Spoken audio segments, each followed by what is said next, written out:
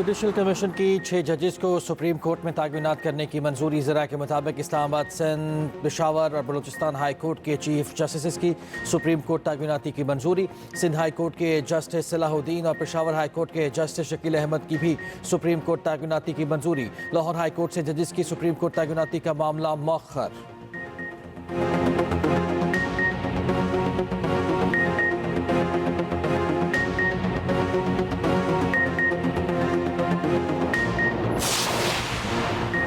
Justice Mansoor Ali Shah और justice Munib Akhtar का judicial commission इजलास का बायकॉट। बैरिस्टर गौहर और बैरिस्टर अली जफर ने भी इजलास का बायकॉट किया। ज़रा के मुताबिक जस्टिस मंसूर अली शाह और जस्टिस मुनीब अख्तर ने 26वीं आईनी तरमीम पर फैसले तक इजलास मौखर करने का मौक़िफ़ अपनाया।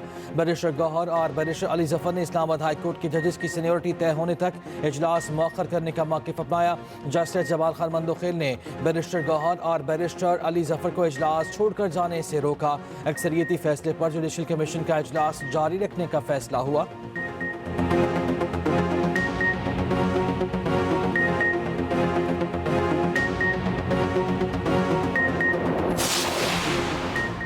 चेयरमैन पीटीआई बैरिस्टर गौहर का कहना है कि जुडिशल कमीशन इजलास को मौखर किया जाना चाहिए। जब तक 26वीं तरमीम का फैसला नहीं होता इजलास मुलतवी किया जाए। जुडिशल कमीशन के रुकन बैरिस्टर अली जफर कहते हैं जस्टिस आमिर फारूक को सुप्रीम कोर्ट का जज बनाया तो हाई कोर्ट का चीफ जस्टिस कौन होगा? सीनियरिटी का फैसला कर लें, फिर 26वीं तरमीम के मुताबिक अमल दरामद करें।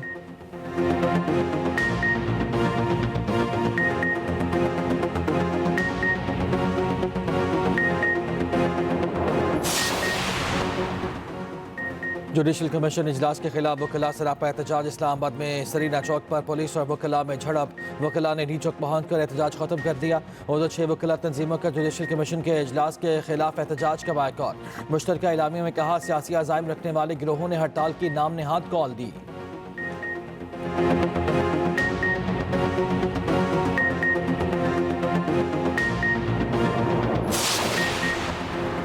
पाकिस्तानी तारिकीन वतन की एक और कश्ती उलट गई। 65 अफराद सवार थे। तर्जुमान दफ्तर खालिजा के मुताबिक हादसा लीबिया के मर्साडेला बंदरगाह के करीब पेश आया।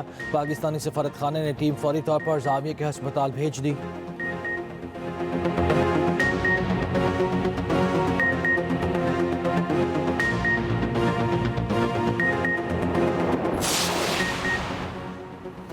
पाकिस्तान को डीरेल ना किया जाता तो आज बहुत आगे होता।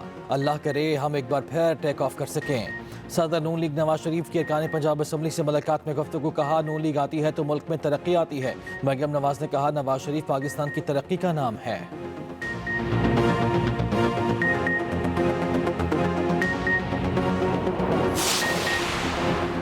वज़ीर कानून आज़म नज़ीर तारड़ का पीका एक्ट में तरमीम पर नज़रसानी का इंदिया। कहते हैं कोई भी कानून मुस्तकिल नहीं होता, ये पार्लियामान का इख्तियार है कि किसी भी कानून में किसी भी वक्त तरमीम करे।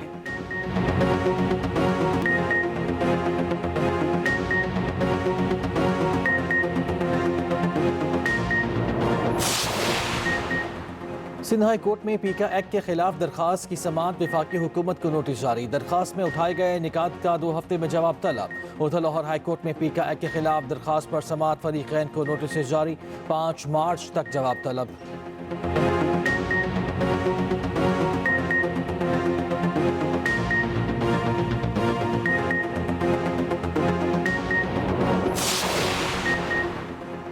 वज़ीर आज़म शहबाज शरीफ 2 रोज़ा सरकारी दौरे पर UAE रवाना। वज़ीर आज़म वर्ल्ड गवर्नमेंट समिट में शरीक होंगे। UAE की क़यादत ने गैर मुल्की सरबराहान के अलावा भी मुलाकातें शेड्यूल हैं।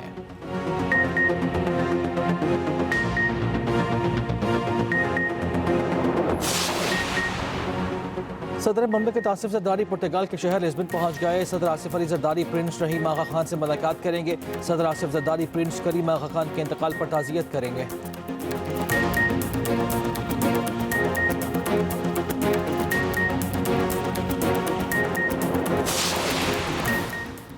वज़ीर आला पंजाब का तजावुज़ात के खात्मे से बेरोज़गार अफराद की बहाली का फैसला। तजावुज़ात के खिलाफ मुहिम से मुतासर छोटे कारोबार की बहाली का हुक्म।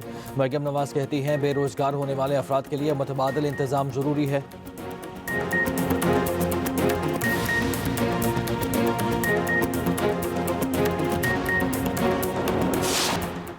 लाहौर से फरीकी सीरीज में कीवीज और प्रोटीज मध्य मुकाबल जनूबी अफ्रीका के न्यूजीलैंड को जीत के लिए 305 रन का हदफ। ओपनर मैथ्यू ब्रिस्के की शानदार डेब्यू इनिंग्स 150 रन बनाए।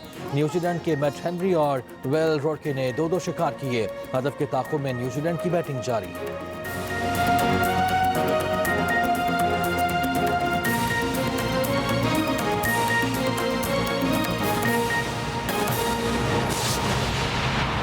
वज़ीर आला पंजाब मरियम नवाज़ का बड़ा इक़दाम। तजावुज़ात के खात्मे की मुहिम की जद में आने वाले बेरोज़गार अफराद की बहाली का फैसला।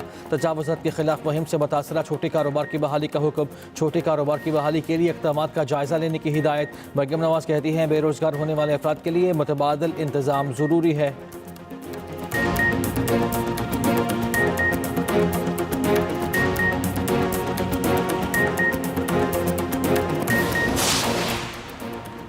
लाहौर एयरपोर्ट पर 100 से ज़ायद उम्रा ज़ायरीन को ऑफलोड कर दिया गया। निजी एयरलाइन ने पोलियो वैक्सीनेशन और कोरोना सर्टिफिकेट ना होने पर ऑफलोड किया। मुसाफिरों का एहतजाज, वापस जाने से इनकार। मुजाहिरीन का कहना है कि गलती ट्रैवल एजेंट और एयरलाइन की है, सज़ा हमें दी जा रही है। उम्रा ज़ायरीन की एयरपोर्ट पर मौजूद स्पीकर पंजाब असम्बली मलिक अहमद खान को शिकायत।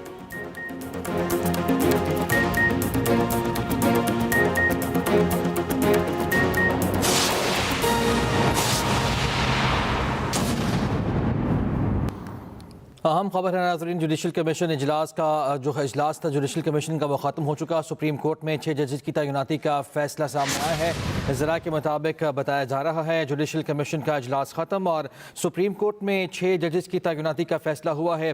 ज़रा के मुताबिक chief justice Islamabad high court Aamir Farooq supreme court जज तैनाती की मंजूरी दी गई है। मज़ीद तफसील जान लेते हैं, हमारे नुमाइंदे जहांज़ेब अब्बासी हमारे साथ मौजूद हैं। जहांज़ेब बताएगा। इजलास खत्म हुआ है। सुप्रीम कोर्ट में 6 जजेस की तैनाती का ये फैसला हुआ है। जराये के मुताबिक chief justice Islamabad high court Aamir Farooq को सुप्रीम कोर्ट जज तैनाती की मंजूरी दी गई है। इसके अलावा chief justice Sindh high court Shafi Siddiqui को भी सुप्रीम कोर्ट का जज तैनात करने की मंजूरी दी गई है। जबकि सिंध हाई कोर्ट से जस्टिस सलाउद्दीन पंवर को भी, जो सीनियर जज है, उनको सुप्रीम कोर्ट जज तैनात करने की मंजूरी दी गई है। बलोचिस्तान हाई कोर्ट के चीफ जस्टिस हाशिम खान काकड़ को सुप्रीम कोर्ट जज तैनात करने की मंजूरी दी गई है। इसके अलावा सिंध हाई कोर्ट से जो सीनियर प्यूनी है जस्टिस शकील अहमद, उनको भी सुप्रीम कोर्ट का जज तैनात करने की मंजूरी दी गई है। दूसरी जानिब ज़राए का यह भी कहना है कि जस्टिस मियां गुल हसन औरंगजेब को सुप्रीम कोर्ट का एक आर्जी जज के तौर पर तैनात की मंजूरी दी गई है और यह तैनाती आइन के आर्टिकल 181 के तहत की गई है। जी अच्छा जहांज़ेब, ये भी बताएगा कि जो इजलास का 2 मुअज़्ज़ज़ जजेस की जानिब से बाइकआउट भी किया गया, फिर हमने देखा कि तहरीक इंसाफ की जानिब से भी ऐलान किया गया, इजलास के बाहर आ गए, उनके जो खदशात थे या उनके जो मुतालिबात थे उन पर क्या इजलास में गौर हुआ? देखें, पाकिस्तान तहरीक इंसाफ से वाबस्तगी रखने वाले जुडिशल कमीशन के 2 मेंबरान बैरिस्टर अली जफर और इसके अलावा बैरिस्टर गौहर, इनकी जानिब से भी इजलास में शिरकत नहीं की गई। जबकि इसके अलावा जस्टिस मंसूर अली शाह और जस्टिस मुनीब अख्तर ने भी इजलास में शिरकत नहीं की। इनका मौक़िफ़ ये था कि इस्लामाबाद हाई कोर्ट के जजेस की जो सीनियरिटी का इशू है उसको तय किया जाए और उसके साथ साथ ये भी मौक़िफ़ इख्तियार किया गया कि 26वीं तरमीम फैसला होने तक इजलास को जो है वो मौखर किया जाए। इस पे वोटिंग हुई है और वोटिंग में अक्सरियत से ये इस तजवीज़ को रद्द करते हुए ये फैसला हुआ कि इजलास को कंटिन्यू किया जाएगा, बरकरार रखा जाएगा। हमारे ज़राए ये भी इस बात को कंफर्म कर रहे हैं कि लाहौर हाई कोर्ट में 2 जजेस की सुप्रीम कोर्ट में तैनाती का जो मामला है उसको मौखर किया गया है। जी अच्छा जहांज़ेब, आपसे ये भी जानना चाहूँगा, जिस तरह आपने भी बताया और जो मुतालिबा था पाकिस्तान तहरीक इंसाफ का कि अगर जस्टिस आमिर फारूक को सुप्रीम कोर्ट के जज तैनात कर दिया जाता है क्योंकि सीनियरिटी का भी तयन नहीं हुआ, तो फिर वो मसला जो हाई कोर्ट वाला मसला है उसका क्या हल निकलेगा? देखें, अब हाई कोर्ट में जो जजिस की जो मामला है उसको जब आगे चल के ये मामला सामने आएगा तो उस इशू के ज़रूर डिस्कशन जो है वो जुडिशल कमीशन में होनी है। बिलखसूस अगर हम बात करें जजिस की सीनियरिटी के ऊपर तो उस हवाले से रिप्रेजेंटेशन जो है वो एक भेजा भी गया है इस मामले पे chief justice Islamabad high court Aamir Farooq साहब को।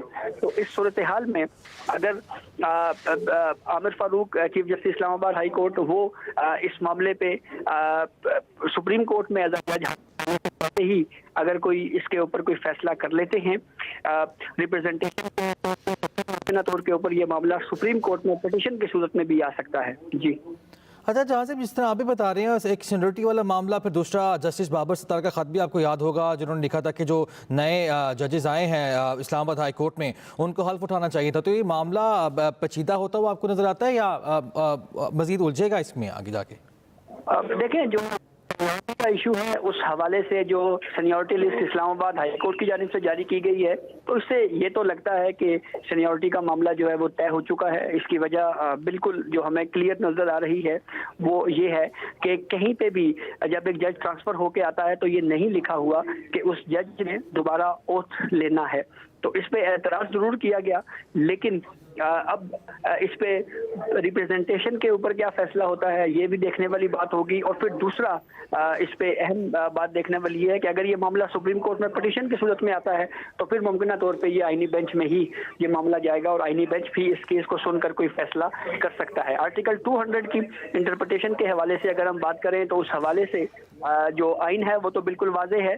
सदर मुमलिकत को ये इख्तियार हासिल है कि वो एक जज को ट्रांसफर करने के लिए जो पूरा प्रोसेस है आर्टिकल 200 के तहत वो अपना सकते हैं। तो अब इस सूरत हाल में अगर ये मामला सुप्रीम कोर्ट में पिटीशन की सूरत में आता है तो मुमकिन तौर पे वहीं पर डिसाइड होगा। जी अच्छा जहां से अब चूंकि 6 जजेस की तैनाती की अब मंजूरी दी गई है, इसके बाद जो जजेस का नंबर होगा सुप्रीम कोर्ट का वो क्या बनता है?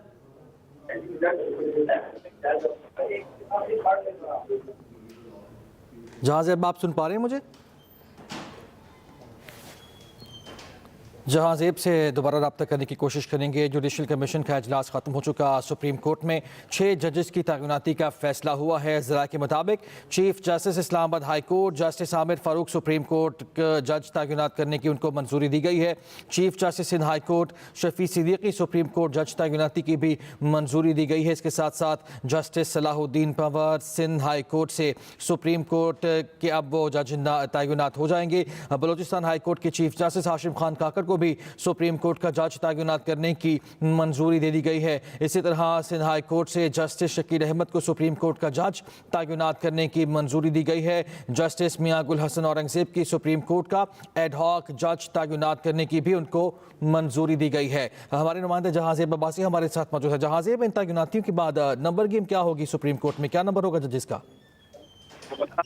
अब ये 6 जजेस सुप्रीम कोर्ट में तैनात हुए हैं, 16 जजेस ऑलरेडी हैं। तो इस सूरत हाल में ये 22 जजेस सुप्रीम कोर्ट ऑफ पाकिस्तान में ये हो गए। और जबकि इसके अलावा एक जो कायम मकाम या अर्जी तौर के ऊपर जज जस्टिस मियां गुल हसन औरंगजेब को सुप्रीम कोर्ट का जज भी तैनात किया गया। इसके अलावा 2 एडहॉक जजेस ऑलरेडी साबिक चीफ जस्टिस काजी फाइज ईसा के दौर में उनको अपॉइंट किया गया था, क्योंकि क्रिमिनल के लिए उनको यहाँ पे एक महदूद वक्त के लिए लाया गया था। तो इस पूरी सूरत हाल में जजेस की अपॉइंटमेंट के मामले पे chief justice of Pakistan Yahya Afridi खुद भी ये बात कर चुके हैं। बिल्कुल ठीक है। नहीं, फिर इजलास में 6 जजेस की तैनाती का फैसला हुआ है। शुक्रिया आपका जहांजेब अब्बासी।